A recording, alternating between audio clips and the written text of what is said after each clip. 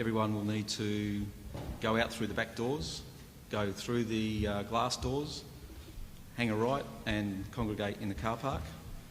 We have toilets outside, again through the back doors and to the left. And we have tea and coffee available in the back of the room. Feel free to avail yourself of those things at any time during the evening. Could we ensure that everyone's phones are on silent or switched off? And I'd like to let everyone know that this community consultation is being live streamed on the Dubbo Regional Council website and Facebook page and other media outlets. So just to keep you aware of that's the case. No one's face will be on there except ours. The camera's going to sit right where it is now and not move for the rest of the evening. Dubbo Regional Council would like to acknowledge that we gather today on the Wiradjuri country and pay respects to our elders past, present and to the future. My name is Grant Leslie. As I said, I'm the Director of Balmoral Group Australia. Balmoral Group Australia is preparing the strategic business case in partnership with Dubbo Regional Council, and so I'm part of the process and facilitating today's proceedings. Just a couple of rules around COVID safety. The chairs have been socially distanced, as you can tell. If you are from the same household, you may sit together, but if you are not, we would like you to respect the social distancing that currently exists. I'd like to finish this evening's proceedings at 8 p.m. because I'm conscious that everyone has volunteered their time to be here today, and we really appreciate you being here. We'd also ask you to hold questions until everyone's had the opportunity to present their bits and pieces during the first part of the evening, and that we are here to talk about the South Dubbo Bridge options. We know that as part of the transport strategy that there are some other options that are available for discussion, such as the River Street Bridge and the Ring Road. We would respect that those things would not be discussed today, but we would be welcome for you to give us some feedback at the end of the evening, as we have some feedback forms up the back of the hall, and we'd like you to fill those out if you have any questions around those two options which are not part of the discussion this evening. I'd like to introduce the speakers in order of their presentations.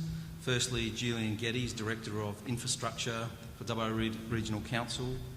Secondly, Stephen Jennings, who's the Manager of Growth Planning at Dubbo Regional Council, and Chris Godfrey, Manager of Infrastructure Strategy and Design at Dubbo Regional Council, and I'll be rounding out the presentations to talk a little bit about the economics of the projects. At the conclusion of the presentations, we'll open to the floor for questions.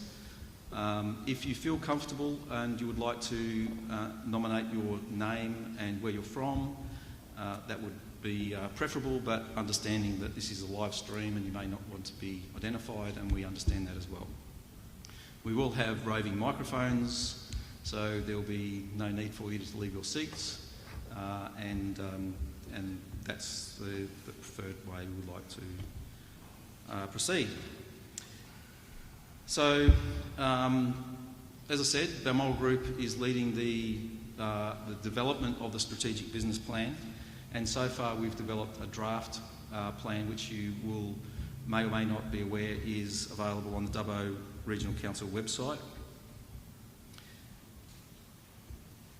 and also the transport strategy is also on the website as well. So I'd like to hand over to Julian now to give us an overview of the project.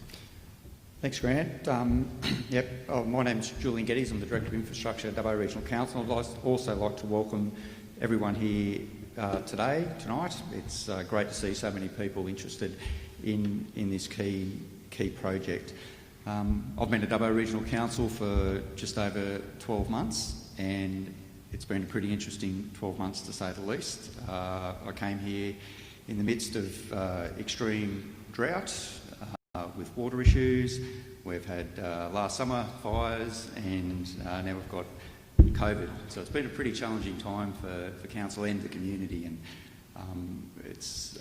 there's issues that we've all been working through which have made the last 12 months pretty challenging. So it's really good and exciting to be able to start to look at some of these strategic projects, and particularly a bridge to the south of the LH Ford Bridge, which has been identified in council strategic plans for quite a number of years.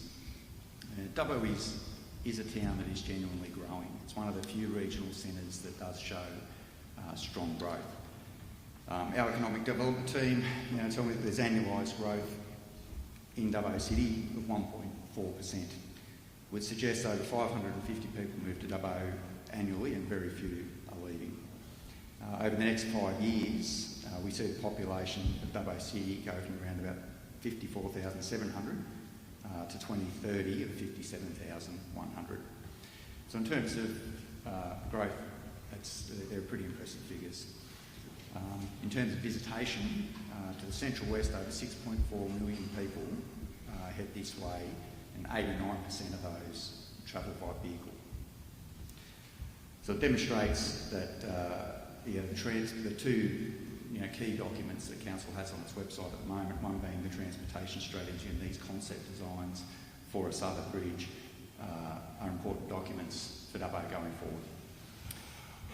So this event is part of the early engagement the Council has with the community in trying to determine the appropriate location for a bridge south of LH Ford.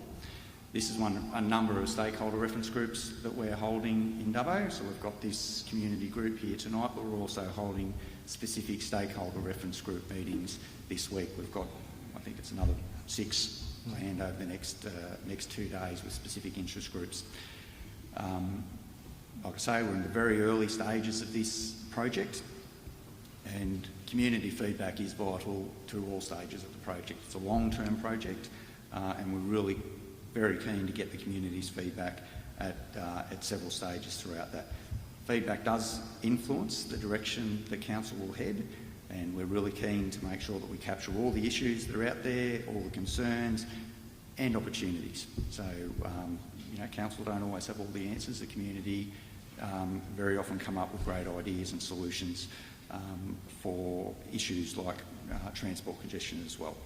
So we're very keen to hear the good, bad and the ugly. We've got feedback open until the 5th of February, so it's a long consultation period, gives everyone plenty of time to get feedback into us. There's a number of ways that you can do that. You would have got, or hopefully picked up a feedback form on your way in the door this evening. There's a survey out at the moment which you can fill out. You can write us a letter, send us an email. I'm happy for you to even book an appointment with staff if need be. We've also got staff taking notes tonight, and we'll be capturing through the live streaming feedback as well. We've had quite a few responses to our survey, which is great. Shows that there's plenty of community interest in what we're delving into here tonight. So from here, we will be providing a detailed report back to council on our consultation, particularly around these couple of options and any feedback that we have on the strategic business case. And quite separately, and they're two separate processes here. The Dubbo Transportation Strategy is out at the same time, but it's a document in its own right, and the bridge options, whilst it's identified in the strategy, is a separate project. So if you've got feedback on either one of those, or if it's transport specific, please make sure you identify that. So once again, welcome. Really looking forward to the feedback and your questions tonight. We've got some good technical staff here. Some of the presentations have got a fair bit of technical info in it, so bear with us. Hopefully you will find it informative and enlightening as the night goes on. So once again, welcome, and I'm hand over now to Steve Jennings, who's our Manager of Strategic Planning. Great, thank you, Julian. And just to sort of start off with one very colourful slide, always like some colour as a strategic planner in one's life. Basically, this slide here shows us, and it's got some really neat numbers, it shows us basically where we'll see growth and development happen in Dubbo over the next 20, 30 and into sort of 35, 40 years away. In terms of that, Dubbo over time has been a very well planned city.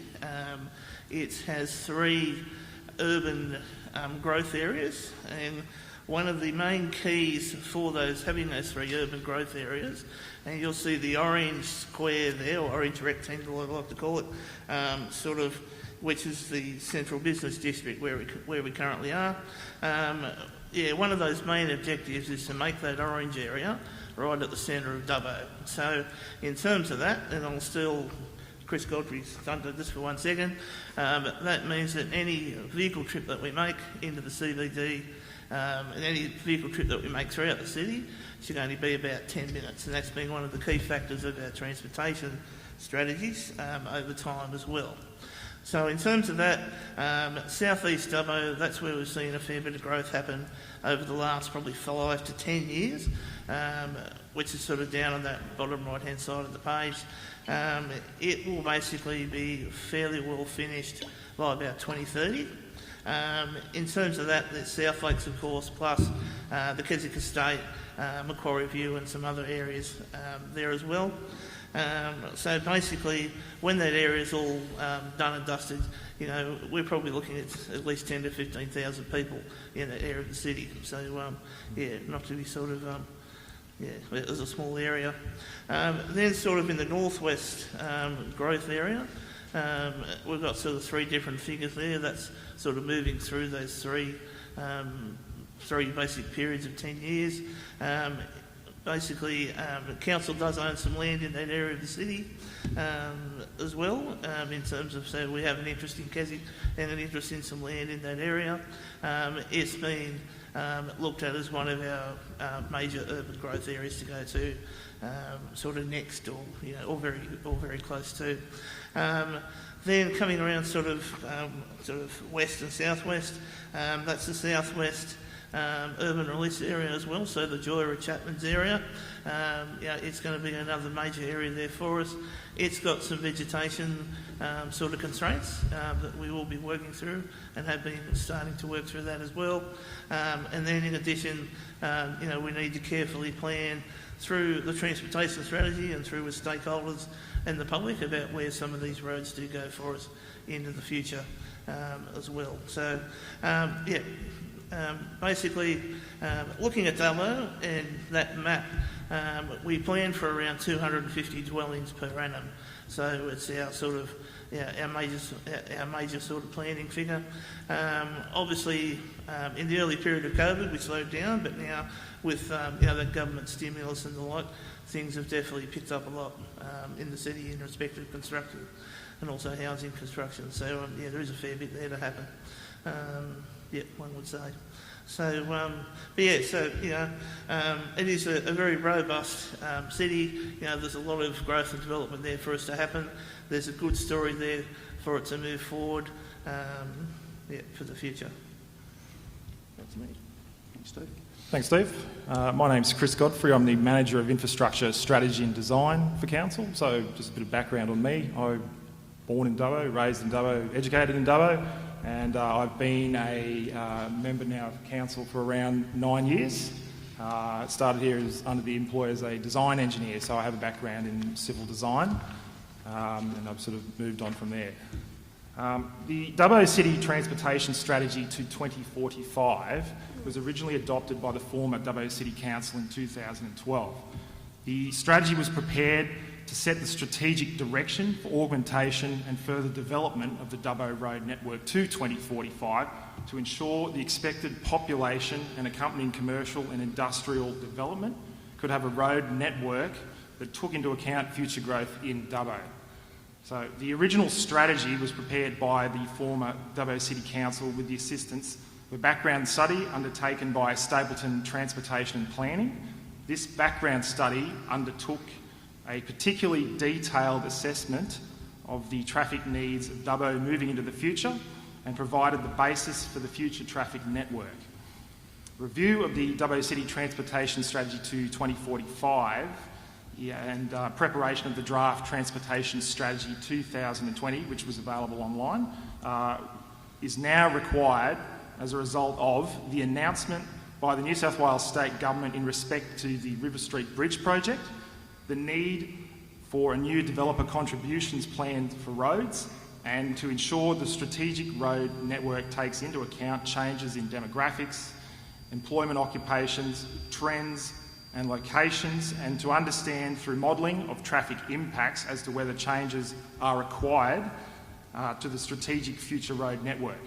So the review of the Transportation Strategy to 2045 has also sought to solve Dubbo's contemporary transport issues, including reduction in congestion of the LH Ford Bridge by the provision of a southern river crossing, and looking at increasing traffic on Cobra Street and what to do with that issue. So in accordance with the draft Transportation Strategy 2020, the primary objectives of the proposed South Bridge are to maintain Dubbo as a 10-minute city by reducing average travel times throughout the Dubbo City Road network, to reduce the number of traffic incidents at the intersection of Wylandra Street and Victoria Street by ensuring that the level of service of the intersection does not fall below a level of C, which is considered to be stable traffic flow. Although most drivers are restricted in their freedom to select their desired speed and to manoeuvre within the traffic stream. So to reduce the isolation, increase connectivity of West Dubbo to the CBD precinct, to increase the percentage of commuters choosing active transport in West Dubbo. Just as a comparison, and active transport is considered to be walking and cycling and the like. Active transport on the eastern side of the river is considered to be taken up by about 4% of the population, while on the western side of the river it's only about 2.5% currently. And to facilitate the development of the northwestern Dubbo urban release area. So there's quite a few objectives of the South Bridge. So some interesting facts: Dubbo currently has approximately 14,796 homes, with this figure ever growing. Dubbo currently has a population of approximately 37,900 people. The average person makes around 4.79 trips per day, with a trip being considered as point A to point B. So considering that if you were to drive to the shops and buy something and come back, technically you've actually made 2 trips. The average vehicle trip within Dubbo is approximately 6.5 minutes and covers a distance of 4.9 kilometres. The average total daily number of trips taken by residents in Dubbo in total all over the town itself is approximately 178,000 trips. As previously stated, the biggest area of residential growth in Dubbo in 2020 is in the southeast sector, primarily within Keswick Estate, South Lakes, Magnolia Estate and Macquarie View Estate. It's expected that from 2020 to 2030, an additional 1,150 new houses will be built in this area. Between 2030 and 2040, a further 800 new houses will be constructed.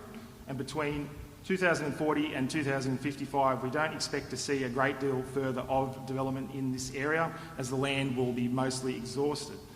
Currently, the average number of vehicles that cross the LH Ford and Sarisia bridges is 36,800 vehicles per day, with 19,500 of those vehicles using the LH Ford Bridge, while 17,300 of those vehicles use the Sarisia Bridge.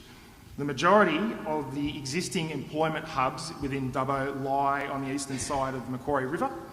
Residential development of the eastern side of Macquarie River places only marginal traffic growth on Dubbo's existing bridges, because most people don't have to cross the bridges in order to get to work.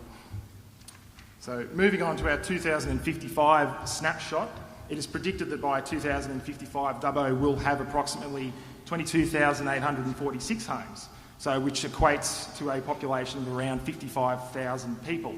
A population growth which is approximately 45% larger than today's current figure. The biggest residential growth areas will be to the west of the Macquarie River, predominantly in the northwestern and central western urban release areas. Central west being sort of in the vicinity of Manor Road. The average trip time within Dubbo will have increased slightly to around 7 minutes and will cover a distance of about 5.1 kilometres. But bearing in mind too that most residential developments occurring in the future will be occurring within the 5 to 6 kilometre radius of the CBD precinct currently. This figure considers that both the construction of the South Bridge and River Street Bridge has occurred. The average total daily number of trips taken by residents of Dubbo will have reached 244,000, an increase of 66,000 compared with today's value.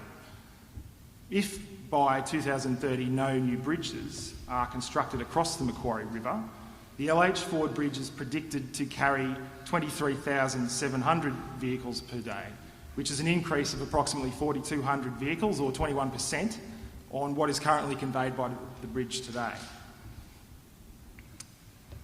It is predicted that the completion of the River Street Bridge in 2025 will only attract 10% of river crossing traffic, and most of this traffic will be attracted from the Sarisia Bridge. Only a 1% reduction in traffic volume is expected at the LH Ford Bridge as a result of the construction of the River Street Bridge. The construction of the South Bridge, on the other hand, is expected to attract around 18% of river crossing traffic in 2025 and 2030, a value of which is approximately 7,700 vehicles per day based on modelling that's been performed. And this, in addition, reduces demand on the LH Ford Bridge by up to 40%.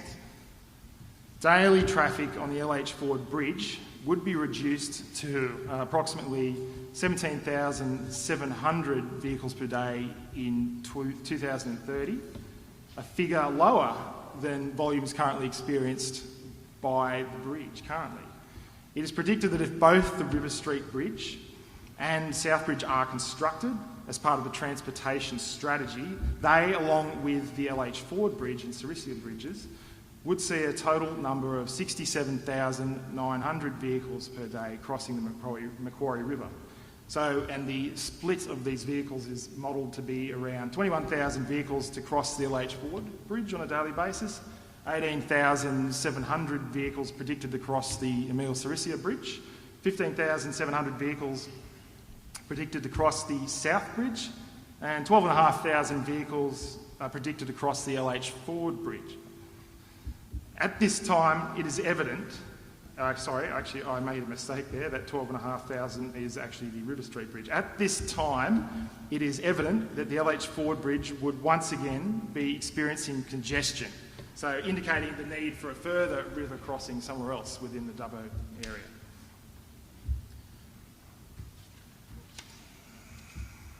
So, we're looking here at one of the two options that have been presented online. So, both bridge options provide a flood immunity of what is known as a 1 in 20 year or 5% annual exceedance probability event. So basically, sort of layman's terms, there is a 5% chance that in any given year the bridge will be inundated by floodwater. This is substantially greater actually than the Sarisia Bridge's current inundation rating, which is approximately a 1 in 8. It's a bit of an unusual number. I'm not sure why that was adopted, which equates to a 12.5% chance on a yearly basis of being inundated. And I think the last time it was inundated was 2012 or something like that. A typical cross-section for both the two options that have been presented includes 2 3.5 metre travel lanes along the bridge, which include provision for on-road cycleways, a 1.5 metre shoulder on the southern side of the deck, I believe, and a 1 metre shoulder on the northern edge. In addition, there is a 2.5 metre wide off-road shared footpath and cycleway provided across the bridge deck. So for option A presented, The estimated construction cost is $33.9 million, and this is the cheaper of the two options presented. The bridge runs from the intersection of Wallandra Street and Manor Road to the intersection of Macquarie Street, Bligh Street, Reeks Avenue. The bridge itself it's proposed at this stage to be constructed from Super T concrete beams, which are essentially precast and can be dropped in place rather quickly, with poured piles and foundation caps. So the first option is roughly 7 spans, and the longer of the two options that we're presenting today. So the deck itself of the bridge is estimated to be around 223 metres. So it has 6 pier groups, so 6 big pylons coming down, 4 of which are placed in the Macquarie River itself. And this option is provided with 3 sets of traffic signals, basically at every major intersection on it. So Wallandra Street and Manor Road being 1, Bligh Street and South Street and Sandy Beach Road being 2, and the intersection of Macquarie Street, Bligh Street and Reeks Avenue being 3.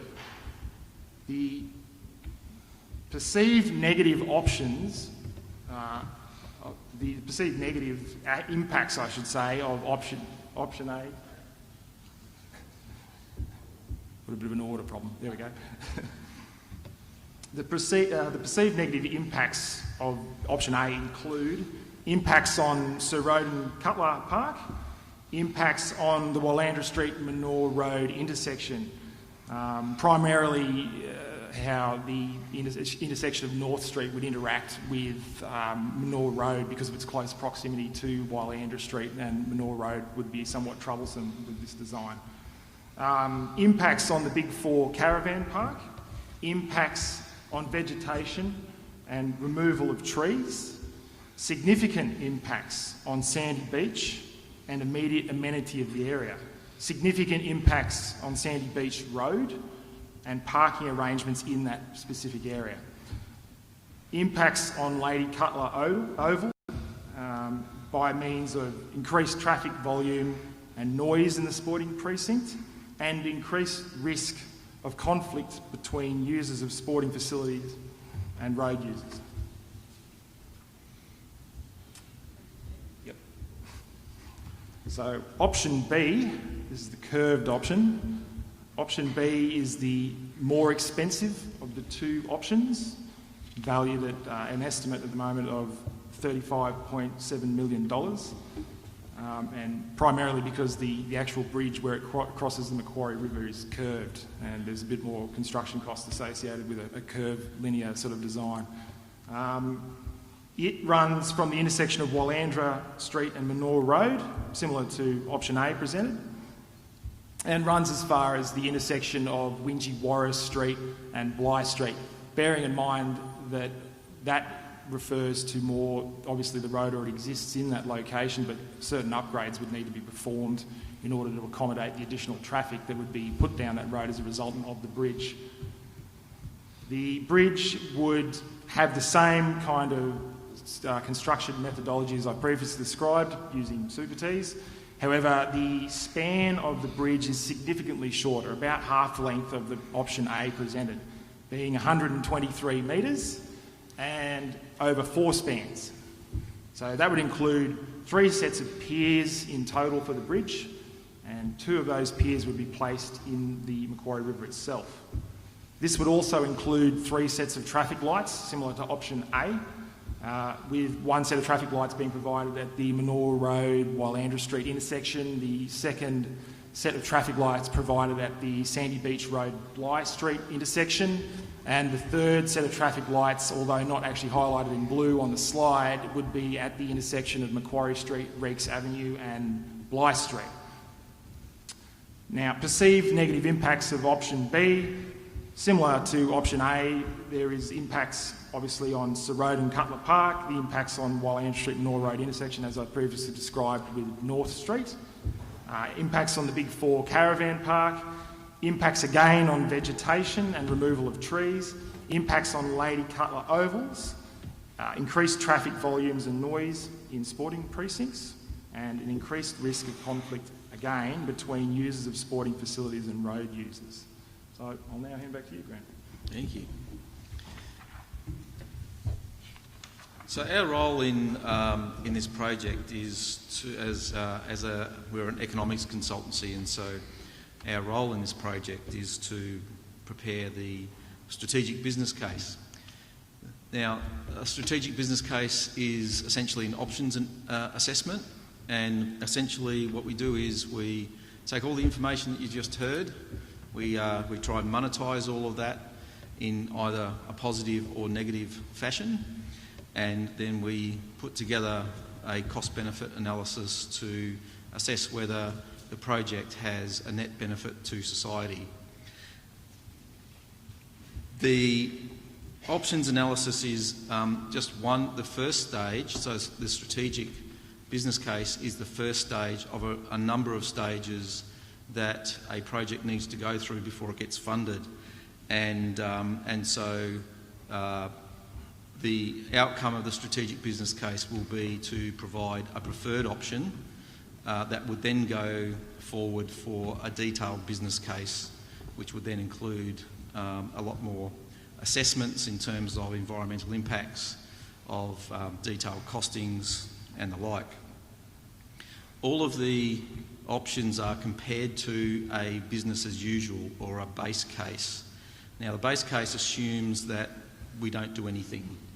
And over a period of time, we assume that no bridges are built and that traffic builds up, and we assess the impacts of that on Dubbo, and then compare all of the options to the business as usual.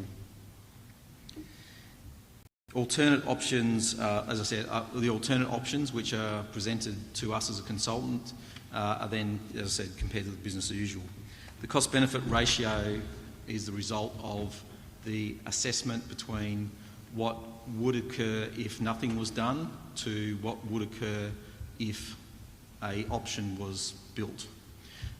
We're in the process, as you may know, online, that there is a draft report online at the moment, and we're in the early stages of developing our cost-benefit analysis. Your feedback in this process is quite important to the overall structure of the strategic business case, which will include things like the strategic alignment of the project to council documents, but state strategies and potentially federal strategies. And at the end of this process, this will be presented to the New South Wales Government for consideration for funding through to the detailed business case, or actually to council for the detailed business case. And then that would then be, more work would need to be done, and the project would then be submitted to the New South Wales Government for funding. So that's a broad overview of the strategic business case process, and I'm happy to take any questions around that. There's a lot more detail in it, but you know, for the purpose of this meeting, we maybe don't want to get into the weeds too much. Yeah. Okay, so I'm going to open it up to questions now. We're at 20 to 7, so we've got plenty of time for questions. We've structured today to be relatively high level so that we have a lot of time for questions. We have one roving microphone. We've got one over there, so I'll ask you to put your hands up if you want to ask a question, and we'll start from there. Stan Single, I live in Macquarie Street. You failed to mention the impact on Macquarie Street in option A, and I believe in option B too, where you say there's going to be traffic lights at Reeks and Macquarie Street. There's traffic lights at the corner of Cobra Street and Macquarie Street. If you go with that process, well, Macquarie Street is going to become a parking lot for about an hour every morning and afternoon. So, and there's supposed to be 4 options. Is there another 2 options, or is that the only 2 options? We keep hearing about 4 options. Yep, so in terms of the options that are presented. There's two options to be presented tonight, which is a resolution of council was to go out to the community with the two options that have been presented tonight. If your feedback is you would like to see more options, we're happy to take that on board. Well, yeah, I would also be interested in consideration of Macquarie Street. Sure, thank you. Em's the guy down the front here.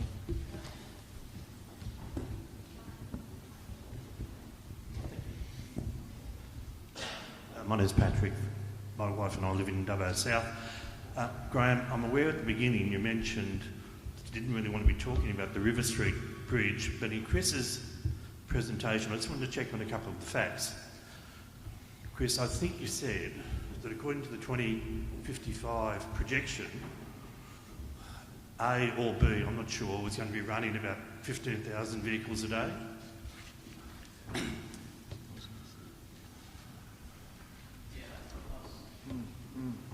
I think that's right. Yep. Okay. River Street was going to be running about 12,000 a day. Yep. No, I apologise. That it's a mistake in my notes, and I did correct myself in there. So which is which? Yeah. So just to go back through it again, the LH Ford Bridge 2055 was 21,000 vehicles per day. Yep. The Sarisia Bridge was 18,700 vehicles today. Yep. The South Bridge is 15,700. Yep. Correct. And River Street 12,500. Okay.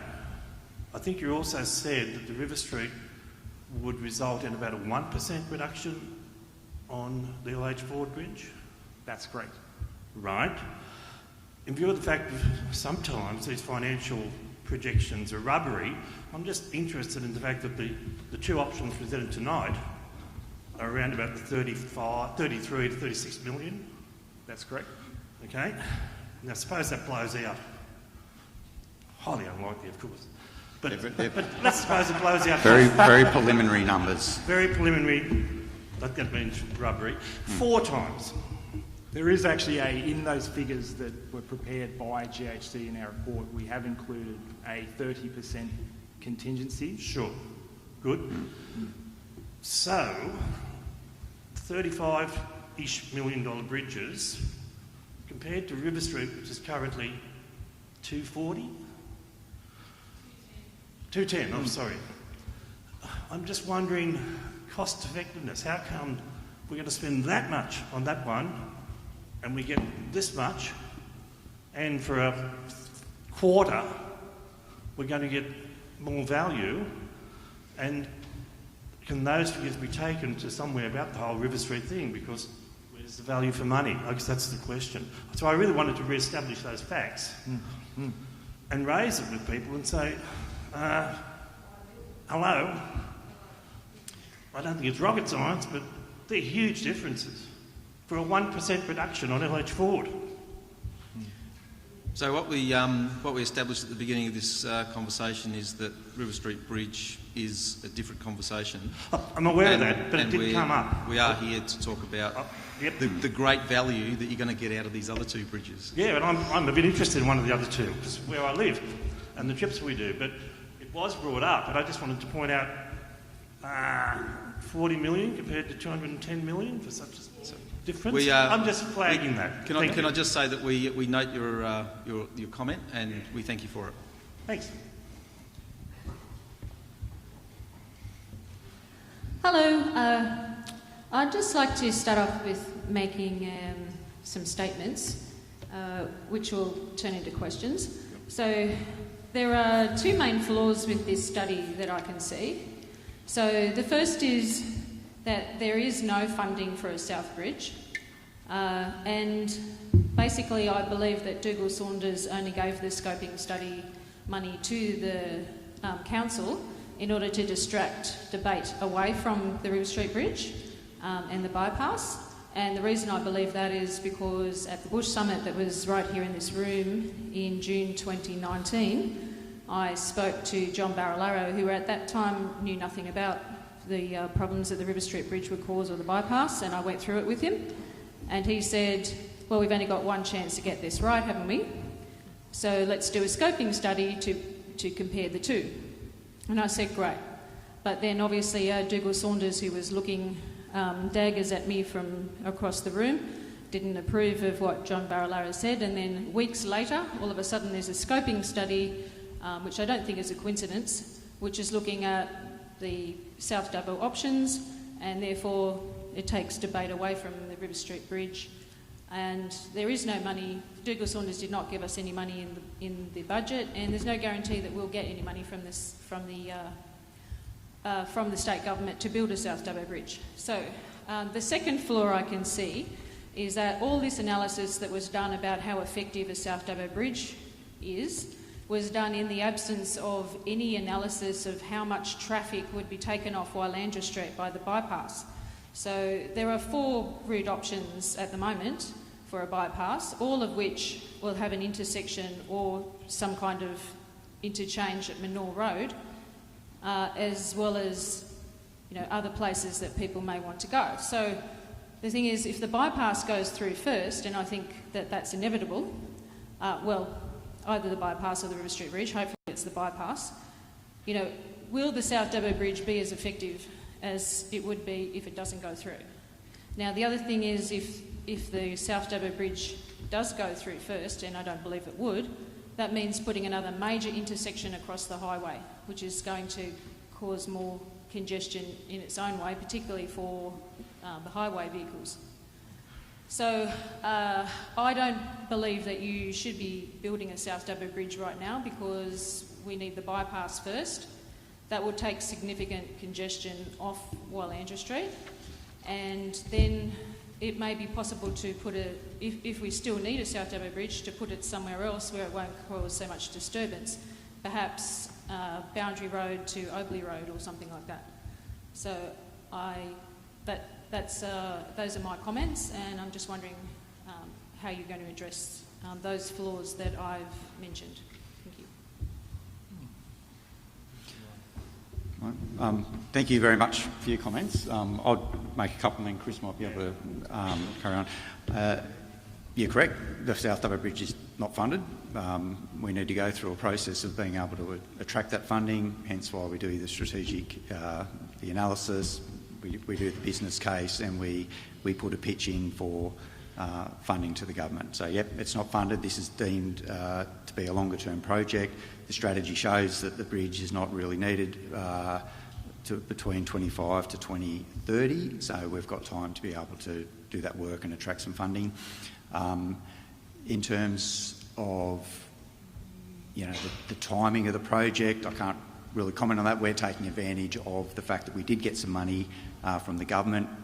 Whether or not there was political impetus or that, I can't really comment on, but we're generally using that money to start a process to develop a project that has been identified in previous strategic plans that I believe were in there and identified well before River Street Bridge came to be in existence. So the South Dubbo Bridge has been identified for a long time, and we're going down that process with the genuine intent of being able to build one in a location south of the LH Ford Bridge. Whether it's in one of the 2 of the alignments we've come up with because of impact, or it's slightly different, that's yet to be determined. Talking to the point of the impact on the highway in Wylandra Street, that is a valid point, and certainly something that is mentioned briefly in the transportation strategy. Traffic lights on there would have to be very carefully designed if the project were to go ahead. I don't believe that the traffic light systems in Dubbo currently utilise much communication between themselves as they do in some other larger regional areas and metropolitan areas. There's a system called the SCATS network that traffic lights tend to use to communicate to each other, so you get staged green lights, so you might get a run of several traffic lights at the same time. So certainly the point about the possibility of additional congestion on Wylandra Street is valid, and it would have to be carefully addressed as part of the design of traffic lights at that set intersection at Manor Road and Wylandra Street. Talking to the congestion and mainly, one of the primary benefits we perceive as a result of South Bridge's construction is the reduction in the number of cars that travel on Cobra Street. And as you'd all be aware, Dubbo is basically, as Steve alluded to earlier, a well-designed grid network, and basically in grid road networks there's generally a concentration of traffic toward the centre of those said grids, and you yourselves as residents would be well aware that the further you head into the middle of town, the more traffic you'll see on Cobra Street and Wingewarra Street. I can think of some of the primary ones, and Erskine Street as sort of some of the primary sub-arterial roads in Dubbo.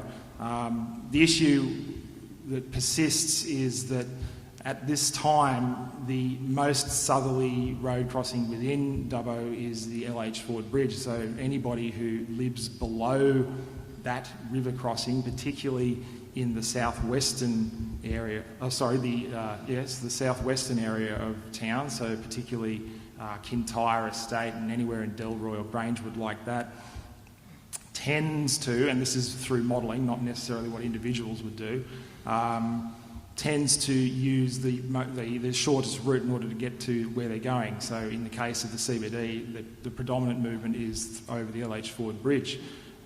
So the modelling would suggest that a bridge placed further to the south and then potentially connected with Bligh Street would take quite a bit of loading off that LH Ford Bridge and also Cobra Street and potentially the Sarisia Bridge, and direct that traffic into the CBD via alternative routes via Bligh Street and potentially through Macquarie Street as well. So the point of the bridge is, I guess, to give people options, different options to cross the river. They may not necessarily use the South Bridge every time when they want to head from west to east, but they certainly have the option. And that's primarily what a good road strategy does, is provides several options for road users, so that if they know that, at 8:30 a.m. there's a higher likelihood of traffic to be on Cobra Street because people are going to school and taking their children to school, I might try and avoid that by taking the Sarisia Bridge instead, or perhaps I'll take the South Bridge and go over to the eastern part of Dubbo via Hennessy Drive or Macquarie Street or something like that. So it's simply about providing the options and spreading the load basically around. Thanks. And just to reply about one of your comments. Yep. As I made the point before, the modelling doesn't include a bypass. Now, people don't only take the shortest route, they'll take the fastest route. Presumably the bypass will have a speed limit of around 100 kilometres an hour, if it's a freeway-style bypass at least. And a lot of people who live around Manor or south would be able to take the bypass for all or part of their journey. So I think that we really need to factor that stuff in, because without that information in the modelling, and it's a very important part of the model that's missing, I think that we can't really predict whether a South Bridge is needed or where it is needed without that information in the modelling. Thank you. Right. Yep. No, noted. Thanks. so I'd just like to establish that we understand there's a lot of people who like to have a word tonight, so if you can keep your questions and statements succinct, that would be really helpful. Thank you. Kevin Saul from Macquarie Street. I do have a couple of questions, gentlemen. Firstly, you mentioned you were meeting with specific interest groups. I'd be interested to know who is more specific than the people that live in the area that you intend to disrupt. I don't think there's anyone more specific than the people that are meeting here tonight, but I might be wrong.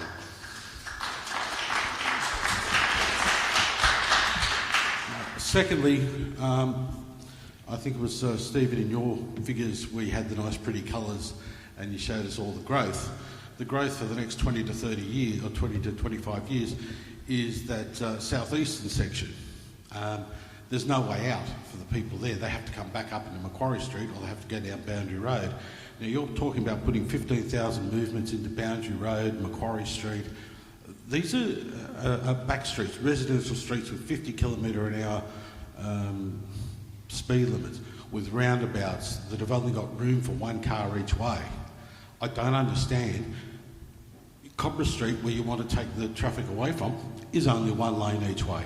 But you want to take it from that, which is a designated major road, and put it into the back streets. Again, that does not make sense to me as a ratepayer. I can't understand why you want to move 15,000 cars and run them straight past Lawrence's school. That makes absolutely no sense to me.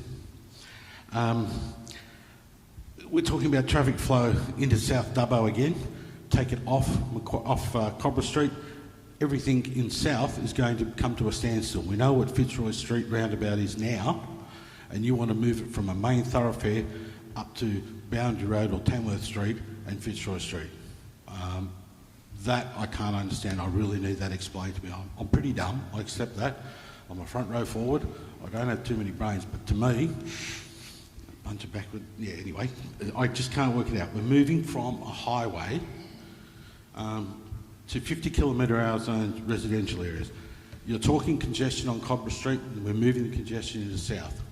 We're talking about movements into the CBD, bringing them up into Macquarie Street. Now, once you come off Macquarie Street onto Cobra Street and go across, it's a gridlock from 7 a.m. through to 5 p.m. every day. We have front-end parking reversing out, and this is where you're talking about funneling all these 15,000 car movements into. Again, I don't understand. If we're trying to get around the CBD, you're talking about movements for schools from the west to the east. To me, you would build a bridge down where the old Molong Rail Bridge is, and all of a sudden we can move everything out of those 20,000 homes that you're building in the bottom of. And as you rightly said, you know, you can bring everyone out of Kintyre down there and back up there. I know we're not talking about options, and I will put that in the submission later, but these two options that you've put up to us and what our council in their great esteemed ideas have put up to us are unworkable for the people of South Dubbo. I believe they're unworkable for the people of Dubbo, and as I said, I will make a formal submission because you want to spend $34 million on putting a road through the biggest sporting precinct we have, where 6, 7, 8, 9, 10-year-old children run on the road now chasing a ball, and you want to put a major road through there with 15,000 car movements a day, where all our children play, where they learn cricket, where they learn soccer, where they do all their sport, and you want to disrupt that. I'm afraid I can't fathom the logic behind these two options, and I would really look forward to council putting forward another two options. Thanks, gentlemen. Thanks for your comments.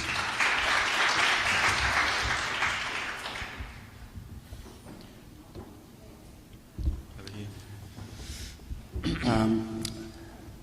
It's kind of sweet that we're discussing a bridge we don't actually need at the moment and spending so much money on that. But I'd like to talk about the proposed routes, and it's quite a serious question. Are you serious? Excuse me, do you have a question about the two options that we're talking about? Yes, okay. It's this. We have a beach in Dubbo. It's a beautiful amenity. And you want to put a bridge across it, or you want to put a bridge across the Trackariley Walkway and through where the parks where people spend so much of their time.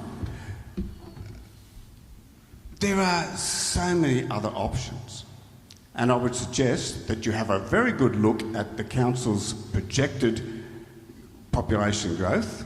It's not to the west, it's to the southwest. People in the southwest don't want to drive up to Manure Road and come across a wanky little bridge you put in there.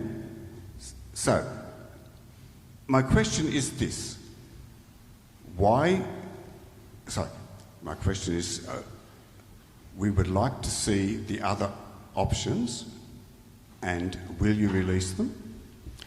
And the second question is, will you consider, as was mentioned earlier, a bridge to the south? Thank you for your question. Yep, for the answer to the first one is, will you see the other options? That's part of the feedback gathering exercise, as I said earlier. We'll be taking a detailed report back to council, and if the options or the feedback from the community is that that's what they want to see, that's certainly what we'll take back to the councillors for determination. And I can't. That's my job as staff, is to gather the information and feedback and report that. And in talking to the comment on the more southerly bridge, the transportation strategy does indicate a southern bypass route that does connect between Hennessy Drive and in the Oberley Road vicinity as well, that we've got in here currently. But it's very long-term, broad brush sort of thing. There's no, when I say long-term, there is no envisaged date or anything at this stage. It's just a line on a page, basically, a possible idea. Yeah, we good? Just a question on option A, if we're just taking questions on the options presented. The approaches to the actual bridge, are they raised approaches? Yes, so the way the two concept designs are proposed currently, and they both work the same way, is they more or less follow the existing natural surface of the floodplain. The bridge itself is, with the abutments, there is a slight rise up over the bridge deck. So when I say that the bridge is 1 in 20 flood immunity, I'm referring primarily to the access roads to it.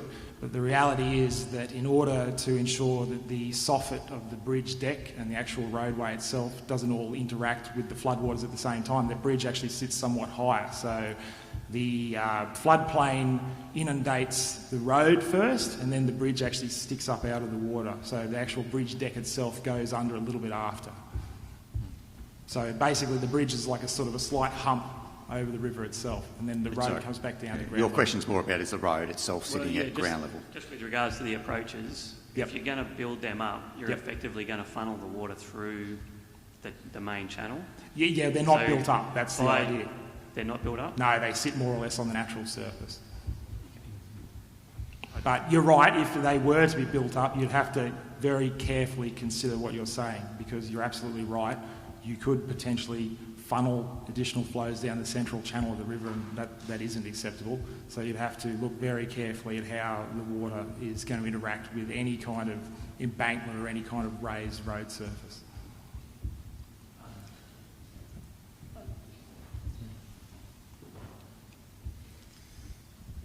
Yeah, g'day, James, South Dubbo resident. Similar to what the gentleman in yellow said and the fella over here, my major concern is, so your strategy document, page 22, shows all the bottlenecks occurring LH Ford Bridge, but predominantly Cobra Street east of the LH Ford Bridge. So if the South Dubbo Bridge is proposed to alleviate those problems, all the options you've shown there sort of show ways to get car into the CBD, but they don't address where the vehicles are going once they cross if they're not going to get onto Cobra Street and cause congestion at Macquarie Street, how the hell is that going to alleviate congestion on Cobra Street? So it seems that you're sort of missing part of the problem there, in that you're showing your designs as if all the trips are going into the CBD, but you've identified the problem being trips going further east, and to my mind, that's a problem where we're going to see traffic funnel into South Dubbo. Yep. So I think to assess any option, you really should be explaining how those extra 15,000 vehicle movements negotiate their way through South Dubbo. Certainly through one way we could look at that is obviously through careful intersection design at the intersection of Reeks Avenue and Macquarie Street, by way of prioritising traffic to potentially flow, to the south more. It's our sort of envisaged plan that a lot of the traffic that would cross would be able to use Macquarie Street and then on to Hennessy Drive as a bit of a southern bypass, basically, that would allow traffic to flow around and then filter into the southern parts of Dubbo. So that's one of the primary intentions of the South Bridge. So shouldn't that be assessed in part of your options assessment? Yeah. The full package, not just we're going to build a bridge and we're going to shift the problem, or we're going to shift congestion around in different areas. No, I note that question, yeah. Some more detail around intersection treatments. That's how this option deals with the stated problem. Yeah, sure. Essentially, a lot of this congestion on Cobra Street. And I know I've had discussions with the mayor previously, and he's basically said the the South Dubbo Bridge is purely designed to get cars into the CBD, and just doesn't make sense to me that you need to do that. I mean, once you've got the River Street Bridge cleared and you've got trucks staying out of Erskine Street, you've got options, things like opening up access to the CBD via Brisbane Street, that all of a sudden would make that low-level bridge a lot more attractive an option. So at the moment, all our options to get out of the CBD all funnel to Cobra Street because of the way that Talbragar Street excludes people exiting the CBD on the north side. The fact that it's closed off by the railway. Yep. Yep. Well, and that's all fine, and it's all, like I said earlier, it's all welcome feedback, and it's early stage in these processes, and when we get all this feedback back, and there's obviously serious concerns about the impacts to South Dubbo, that's what you do. You go away and you have a look at those particular issues before you come to any other further conclusions. That's why we talk to the community very early on. It's why we haven't sorted out a lot of these things, because we want to go out there and tease things out. I think someone mentioned spending all this money to date. You could spend a whole lot more money and then run into these problems in 12 months down the track. So it's, I do keep welcoming these comments, and let us know your concerns so that we can make sure that they're the sort of issues that we deal with as we go forward. As Julian said, there is an opportunity to write comments up the back, and we would encourage you to do that. We're capturing some of this stuff tonight, but any specific comments or issues that you have, it's really, really very important that you provide that to council so that all of those issues can be considered. So, I just wanted to firstly just say that I think that I'm here. Sorry, didn't know where it was coming from. That it's quite tokenistic not to allow us to talk about the other two options and also the River Street Bridge. That's not collaboration. That's tokenistic consultation. So I just really wanted to, I guess, talk about the impacts to the sporting fields. We've talked about that previously, but council spent, I imagine, a significant amount of money turfing behind the houses that are just there in the low levels. Yeah, during the drought, there's a lot of money and a lot of water going onto that area, and my husband nicknamed it a lake area because there was so much water laying around in the drought. So there's a significant amount of money gone into that, and yeah, people do use those fields a lot. The river area is used a lot. And I don't think that's been taken into consideration enough. I do know you mentioned it, but I think that that's been underestimated. I also think that council should consider the pedestrian and cycling aspects of the whole community and how we use that as a community, and really should be encouraging that as a strategy. Rather than thinking about making driving easier, I think we should actually be considering, some of the European cities do cycling very well, and we're in an ideal position to do that. We're a very flat city, and we've got a lot of options, and I really think with the zoo as well, we could promote that. And I'd really like to see money put into that rather than more roads.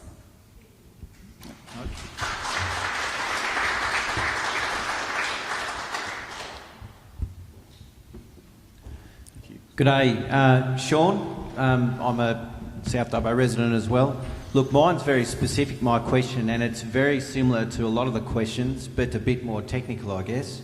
So what percentage of the 15,700 vehicles coming over the South Bridge, what percentage of those will actually go to the CBD in your modelling, and what percentage will end up in South Dubbo via some other route? There's really only three directions those vehicles can go: left, right, or straight ahead.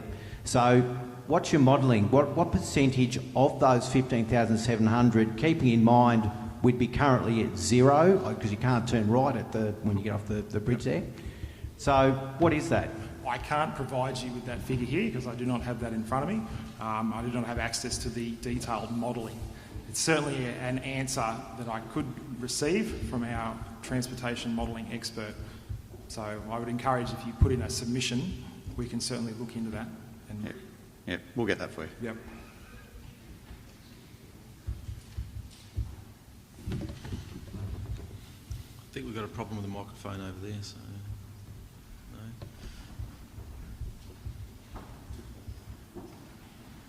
no.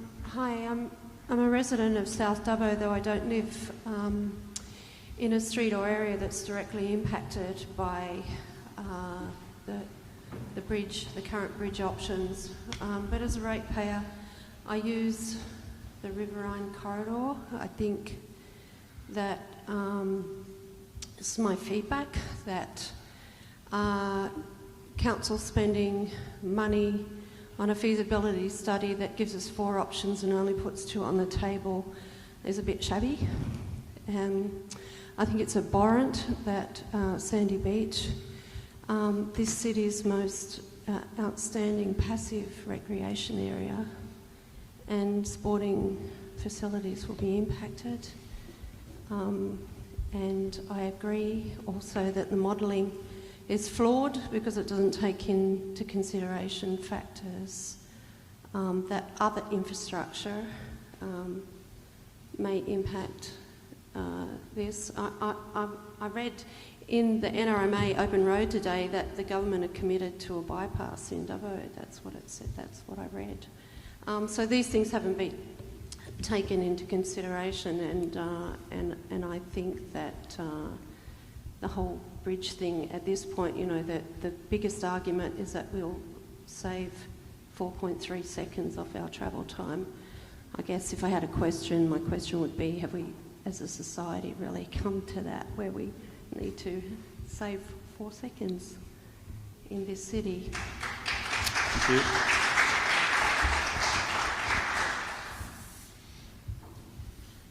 Hello, my name's Sally and I'm a resident of Macquarie Street, in fact very near to Reeves Avenue, and I very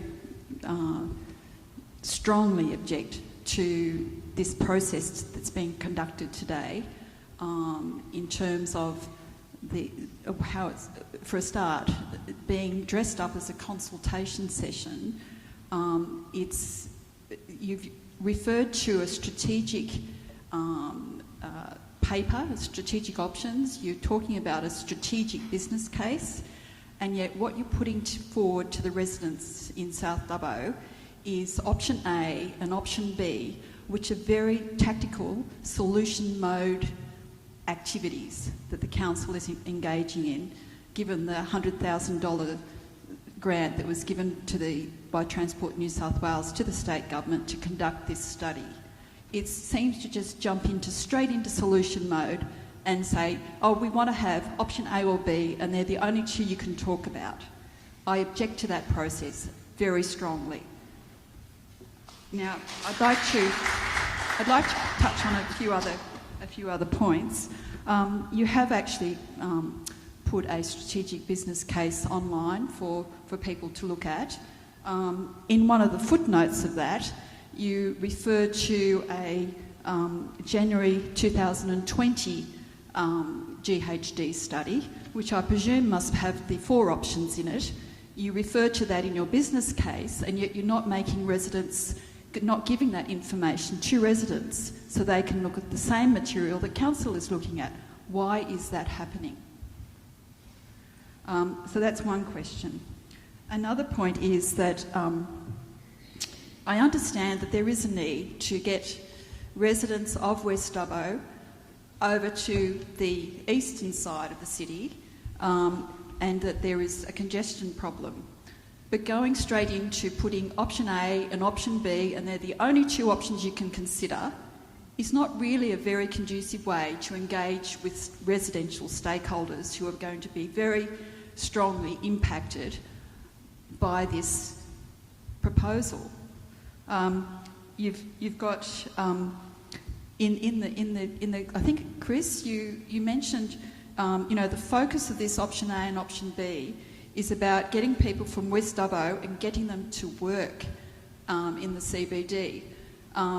So on one hand, you want to focus very narrowly on this particular discussion, and then every second sentence, or every other comment or paragraph is about, we have a strategic transport plan out from 2020 to 2045.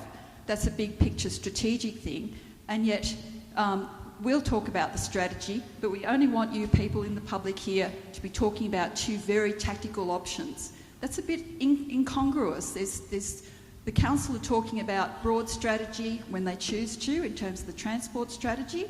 But we can't talk about the River Street, and we can't talk about the ring road. We're only allowed to talk about option A and B. There seems to be something wrong in the process here, and so I'm objecting not just to the contents of this proposal, but the overall procedure and what's happening here today.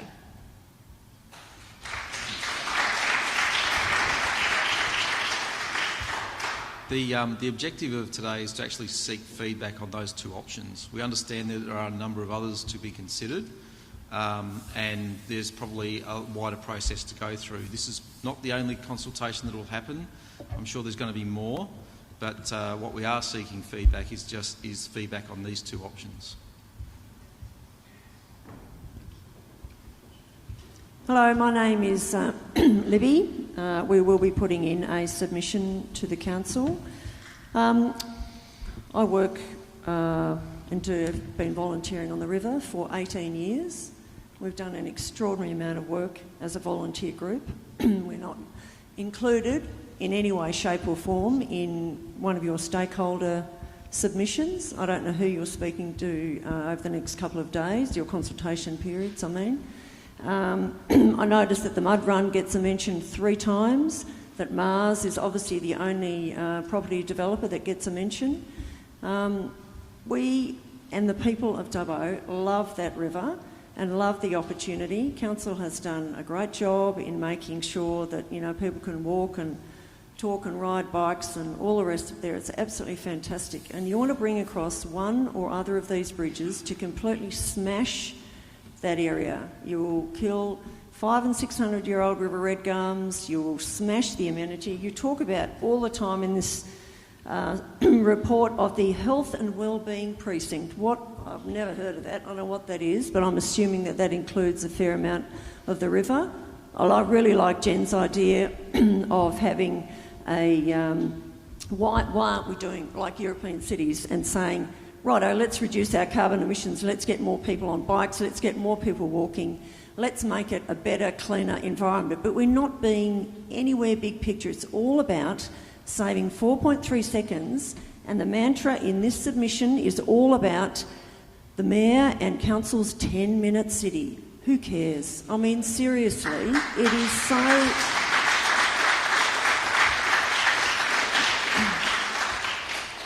It's so important that, and in this again, which I read last night again, you mentioned the word environment once. It's all about traffic, it's all about growth, it's all about trashing the fabulous environment that we have there just to bring in more cars. Why don't you look at it being a much bigger picture, a much bigger vision for this place rather than hundreds of thousands more cars. So I'd really like you to address that. We'll have a lot of comments that we'll make in our submission to the council. But I think that's probably... can I ask, why haven't our group been included as part of the people, this list of groups on here, to actually be consulted about the river? Can anyone answer that? Why you haven't, did you say? Yeah, I mean, there's a whole lot of other groups that are listed there, but certainly not ours, and not a lot of other groups as well. Happy to. Well, like I say, we've got the consultation period open until February. It can be extended. More than happy to have a session with the river bus group, any other environmental groups. That's not a problem at all. All right. So who are the groups you're meeting with over the next couple of days? We've got transport. We've got sports. There was a business group. Sorry, traditional owners. So we're ticking off as many as we can get, and more than happy to have sessions specifically with your group as well. We'd appreciate that. It's not trying to be exclusive by any means. Okay, all right. I just think it does make it exclusive when you list a certain number in the report, and not a lot of others. And I'm sure there are. Certainly, it's not. You know, the environmental impacts, and I think Chris touched on those in his presentation about those negative impacts, perceived negatives. It was pretty pretty well mentioned in both options about environmental impacts, sporting field impacts, all of those. So there, very much appreciate your comments about being more visionary and having more passive transport. We did mention a bit about that and wanting to do that, and in fact the transport strategy does have green belts built into it. There is a focus in there. It might get a little bit lost in the wash of technical transport stuff, but it certainly does provide for that passive transport vision. It may not be as strongly embellished as we'd like, but happy to take that feedback as well. But certainly, don't be afraid that those, and that's once again part of listening to your feedback and making sure we capture the strength of those concerns, particularly around environmental impacts, and we do know it is a sensitive area. Okay, and don't worry, I'm not afraid, okay? That's fine. I'm trying not to be either, sitting up the front here, but... Sorry. Thank you. Just two questions, one of which is really simple. But the premise for them is the concerns that have been raised about increased traffic flows in Dubbo South. So the first one, simple question, are we close now to a link between Boundary Street and Shelton? It looks like it's getting closer. I see the bitumen's gone over the hill. Sorry, Sheridan. Sheridan. Yes, good. Yes, we are. Yep. Close, okay. Yes, good. Then, so I used to teach at St John's College, and in the afternoons and the mornings, it's diabolical because all the cars come in and go around. And so that will help in one sense, but there's a particular nature of two of those schools, the two biggest ones, that is St John's College and the Christian school, are not sort of geographical or regional, okay? In that that's the best part of 1,500 kids via bus or car. Many of those will, in the next couple of years, start to swamp the afternoon and morning because of that connection, one way or the t'other.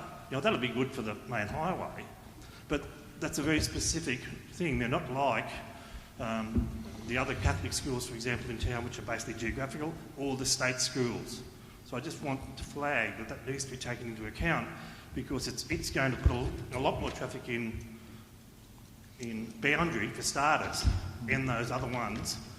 And those schools are different to every other school in Dubbo because they're not regional, not geographical. That's all. Just want to make that point.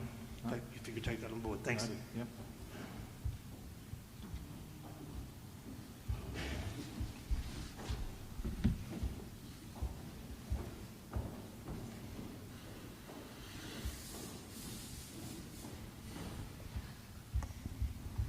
Hi, can you hear me? Yeah. My name's Kim, I'm a resident of South, but I'm also a member of Sports Council, and I do believe that you will be meeting with sporting bodies tomorrow. Yeah. So I have major concerns with what the effect the bridge and the roads will have on the sporting precinct down there, considering that Dubbo is considered a leading sporting hub in the Central West. And I agree with the majority of statements that have been made here today with regards to alternative routes.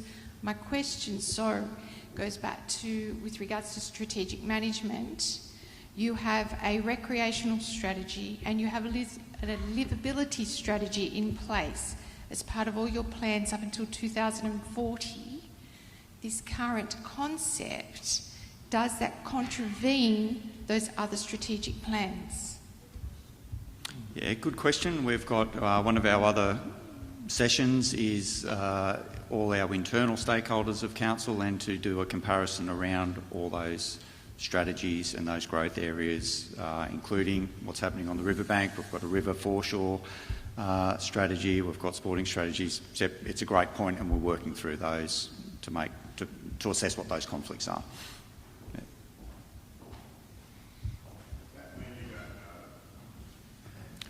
No, it means we're early in the process, as I mentioned early on. That's why we go out to the community early. My name's Barbara and I live in South, quite close to Boundary Road. And I have noticed, this is an anecdotal thing, just my experience in the last 12 months, there's an increase in traffic coming from Wheelers Lane down Boundary Road and turning into Palmer Street. so turning north into Palmer Street. And I have a feeling it's people who live from Palmer sort of down to Macquarie in that area that are avoiding Cobra Street. They're coming along Wheelers Lane, down Boundary Road, and then back into South. And that's just my experience, because I sit for longer at the stop sign on the corner of Boundary and Palmer, waiting for traffic. Also, if I want to go to the CBD, which isn't very often, I go via Bligh Street. I avoid Cobra, especially at certain times of the day, but I avoid it as much as possible, and I avoid Macquarie Street, because as the gentleman over there said, Macquarie Street will become a gridlock. On the southern side of the bridge, it's already a gridlock in the CBD. And so Bligh Street, becomes a bypass to get into the CBD. And I would agree with that gentleman over there for Macquarie Street. Don't put option A into Macquarie Street, because people will just sit there and sit there and sit there waiting to get into the CBD across Cobra Street. Thank you.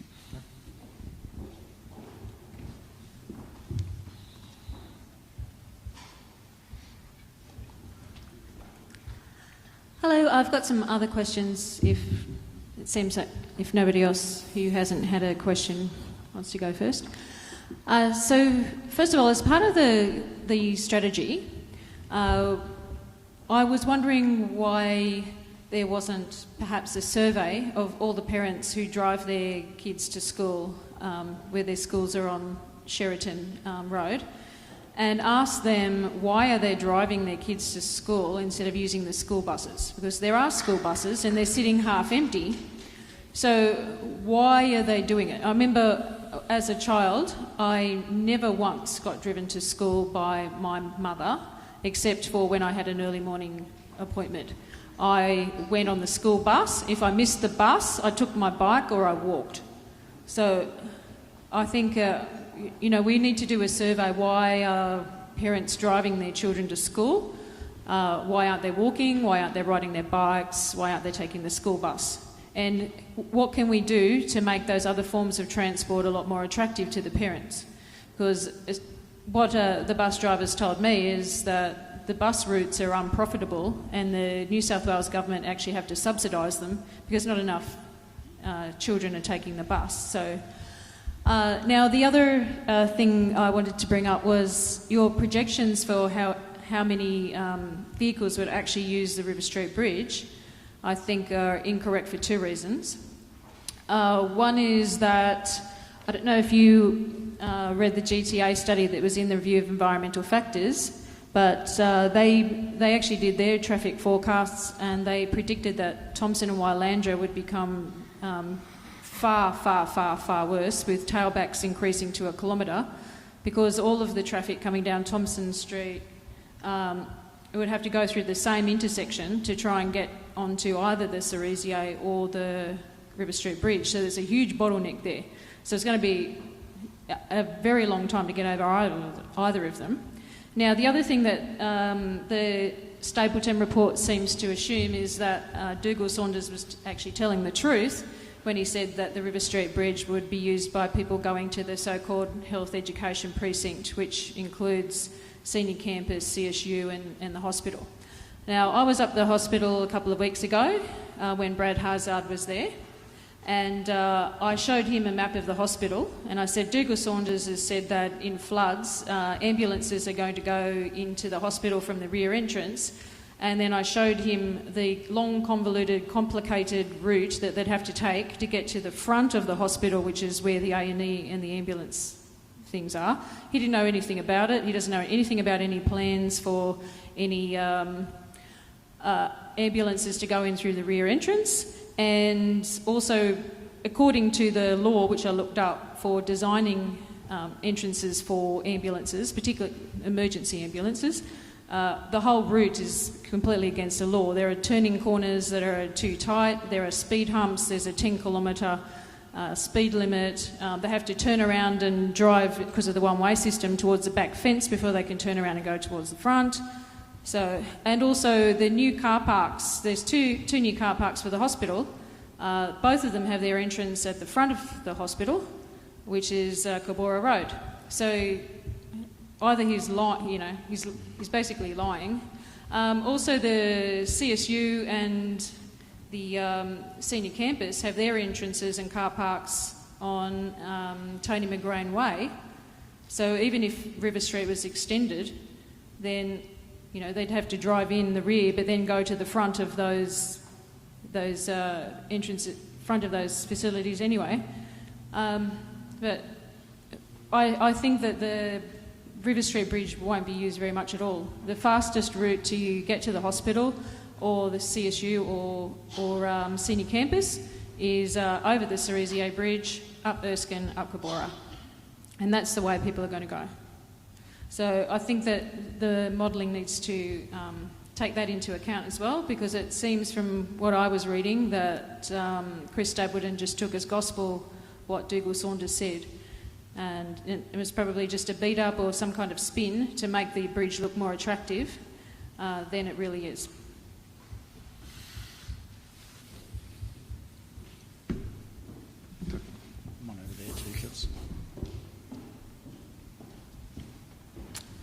Good evening. My name's Bobby. I'm a South Dubbo resident. I also have children attending a school in South Dubbo, and they frequently use the sporting facilities as well. I would like to acknowledge the comments that have been made so far this evening.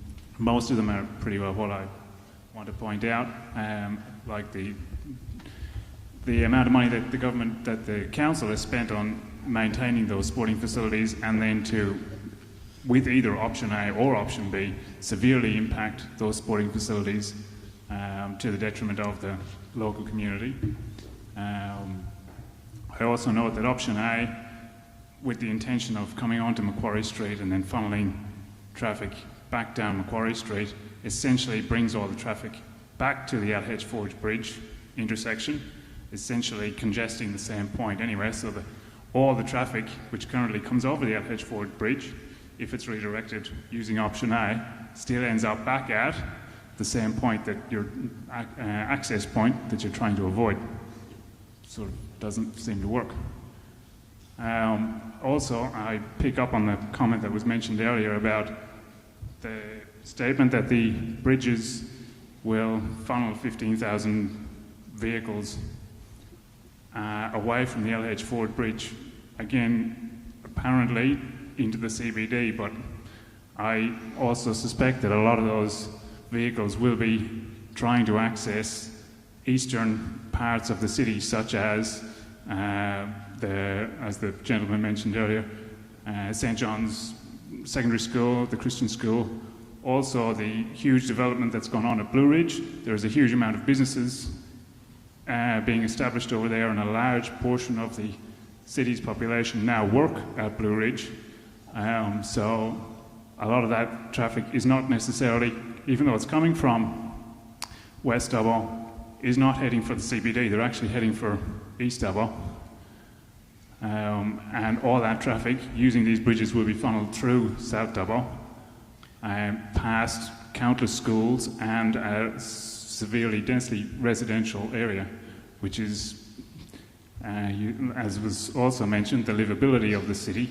That seems counterintuitive to the overall strategic plan of trying to get people around the city and avoiding these residential areas by putting this bridge in place and funneling them into South Dubbo to access the eastern part of the city. Also, I note that... Excuse me, I just want to... do you have a question? Yes. Both proposals state that one in a 5% chance of flood, and one of the intentions of the bridge is to allow access for emergency services vehicles in the event of flood. However, as was noted in the 2010 flood, the Cerisier Bridge went under. Both of these options would also go under, leaving the city vulnerable again to emergency services vehicles not being able to access the western part of the city. Has that been considered in this proposal? It has, in the sense that the flood immunity of the South Bridge is higher somewhat than the Cericia, but that's it. But not much, mainly because their access roads would go under. They're on the floodplain. Yep. So we appreciate that we've got everyone here to help address any questions that you might have. So everyone's got the opportunity to write statements and make submissions to the business case proposal. And if we have any specific questions, we'd like to try and address them while we have the council staff here. So. Sorry, I just want to ask one question. Does anyone in this room support those two proposals? Would you support moving a motion that everyone in this group does not accept those two proposals, and we would like to see the actual 4 proposals on the table? Would you take that back to council in your report?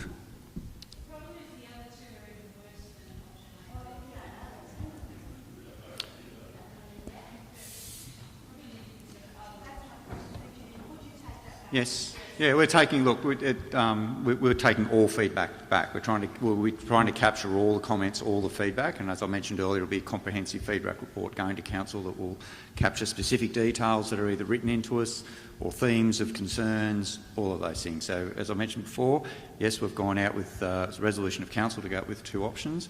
If there's further options that the community wants considered, absolutely happy to take that feedback. Okay, my name's Steve. I just wanted to ask what the process is regarding how this works. So you take all this information back now, what do you do with it, and who ultimately makes the decision about what the ultimate decision is going to be? And will you take on board, like people have asked for other options, and will that be included, or is it a given? Is it just going to be, we're just going to get steamrolled and you guys will just make up your mind and that'll be it?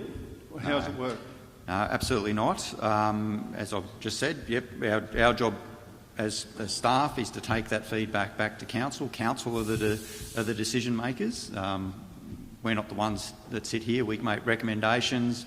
We do the studies, do the analysis. If there's perceived errors in them, we can take that on board. We can change things. But ultimately, the way clearly local government works is you've got an elected body that would make those determinations. So, yep, we'll take all that feedback back and we'll be providing it.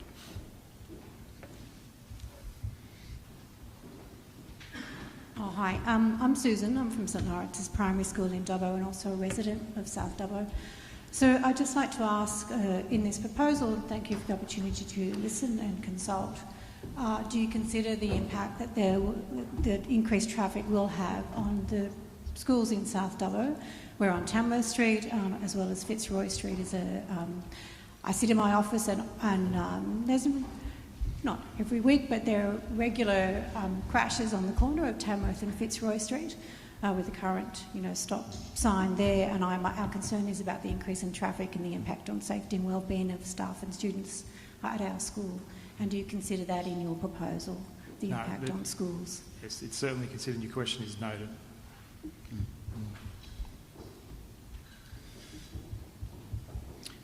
Okay, we seem to be running out of... There's only a couple more people, I think, who are...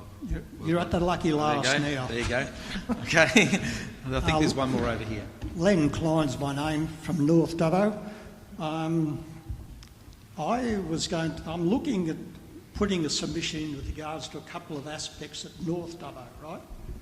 And I was after some technical information, which I'll find out later on. But it's sort of coming out... Is it possible to resolve the South Dubbo Bridge situation and then have a look at the strategy? I know all the figures were there on the growth components and that, because I think I might be overwhelmed. And there's information with regards to bypasses. And I was sort of just generally looking through the strategy, the current one.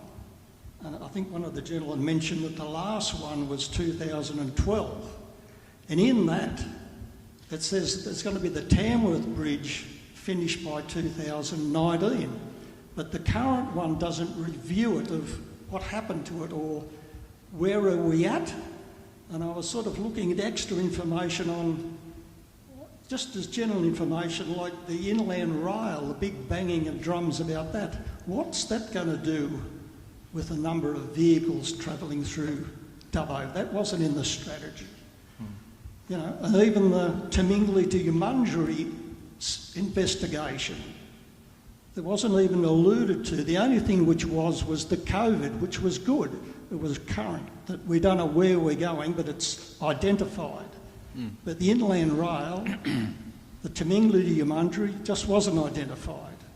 So in the current review of the strategy, it talks about, in thinking 3 occasions, the 2007 strategy, but it doesn't mention one... Sorry to interrupt, but do you have a specific question about these? Well, I'm asking why wasn't a review of the existing strategy which is in place today? Yeah.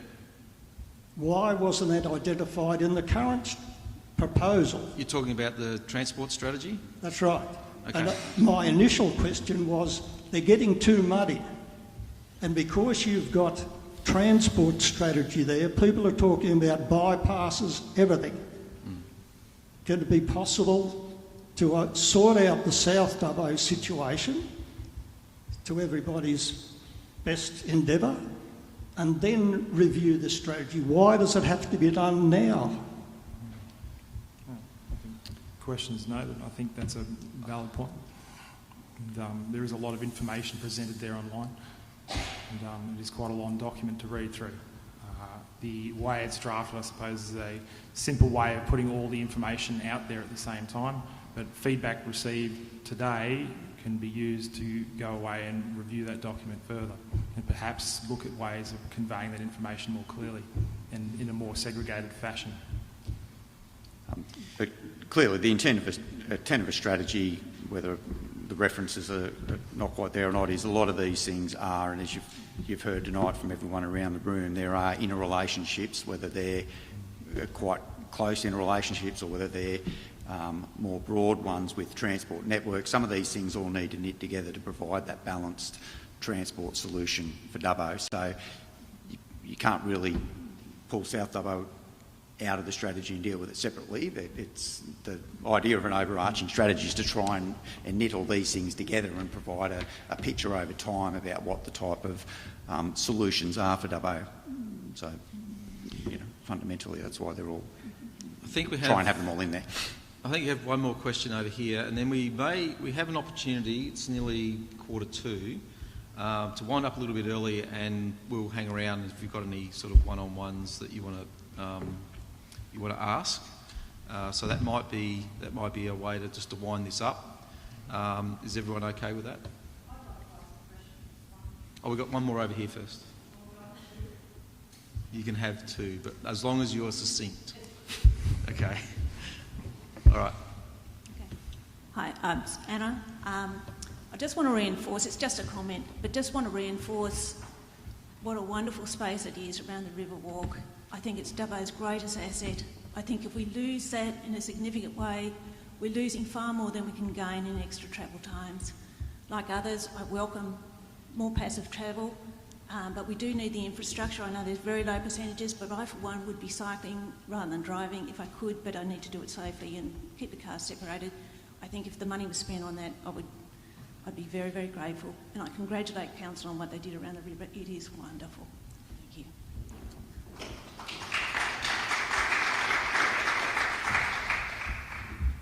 Hi, my name's Jill Cross-Anthony. I was actually born in Dubbo, and Sandy Beach is a very important place to me. We always went down there at Christmas time.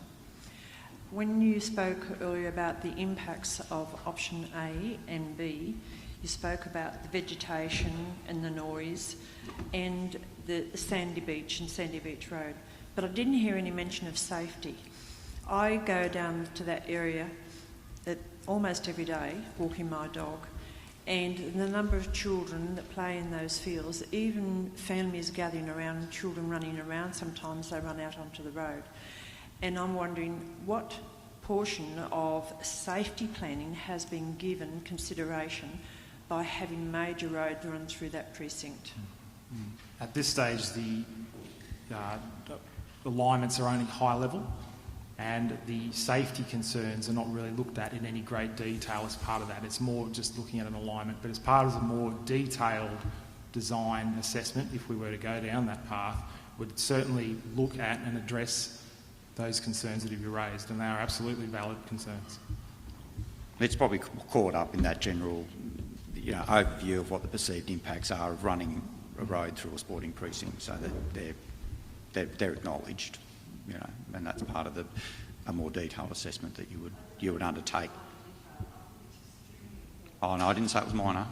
I don't disagree. Yeah, absolutely. No, absolutely. Yeah. Mm. Yeah, and look, I don't think we specifically mentioned cultural heritage in terms of Sandy Beach, and there's a whole bunch of things that would be fleshed out. And it wouldn't matter whether the alignment is one of those two or somewhere else further south. There's all those, there's a number of impacts that come out of more detailed analysis when you get into these type of projects that you need to deal with.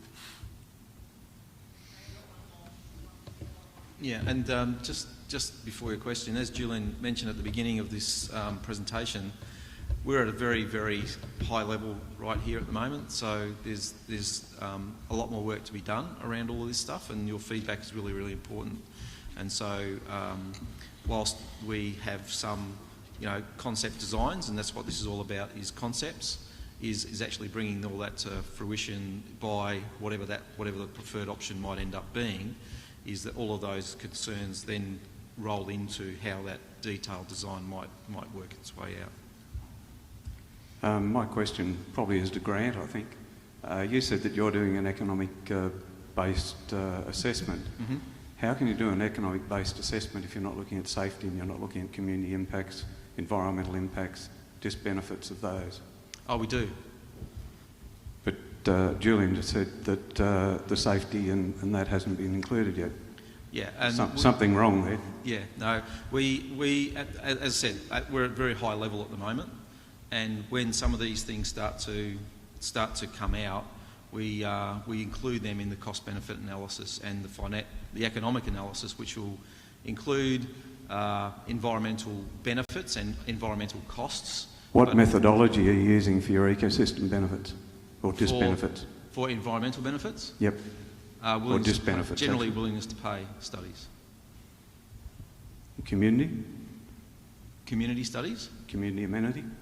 I'm not sure specifically for community benefits in there, but there are a range of benefit streams that do flow. We value that, we monetise that by using benefits transfer methods from other studies and their willingness to pay studies. It's a recognised methodology that New South Wales Treasury accepts, because you can't do willingness to pay studies for every project for every benefit, and so that's how that works out. 100%. So it's all about costs. We don't just look at benefits, but we do look at cost using those methodologies as well.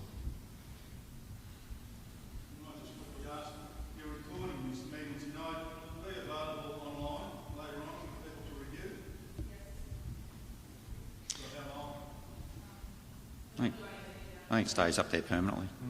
Yeah. I think it stays there permanently. Yeah. Yeah.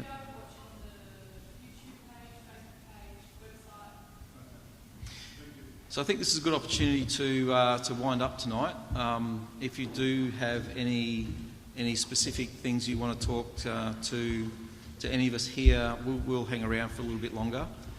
Really do appreciate the time that you've spent in the last couple of hours talking through a whole range of issues and concerns that you have for these two options. Clearly there's a lot of passion in the room, and that's not a bad thing. And we thank you for your time. Thank you.